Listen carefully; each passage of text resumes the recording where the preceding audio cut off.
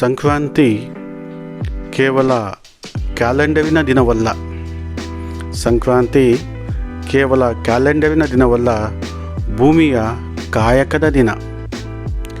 ಸೂರ್ಯ ತನ್ನ ದಿಕ್ಕು ಬದಲಿಸುವ ದಿನ, ರೈತನ ಬದುಕು ಬೆಳಗಿಸುವ ದಿನ. ಸಂಕ್ರಾಂತಿ ಕೇವಲ ಸಿಹಿ ಹಂಚುವ ದಿನವಲ್ಲ. ಸಂಕ್ರಾಂತಿ ಕೇವಲ ಸಿಹಿ ಹಂಚುವ ದಿನವಲ್ಲ, ಎಳ್ಳು ಬೆಲ್ಲ ತಿನ್ನಿ ಒಳ್ಳೆ ಮಾತಾಡಿ ಎಂದು ಹೇಳುವ ದಿನ.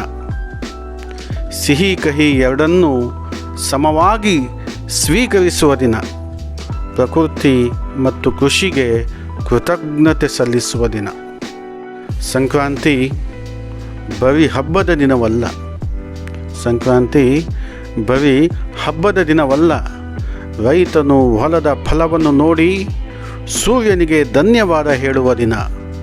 ಮನೆ ಮುಂದೆ ರಂಗೋಲಿ, ಮನಸ್ಸಿನಲ್ಲಿ ಸಂತೋಷ ಮೂಡುವ ದಿನ. Happy Sankranti to all.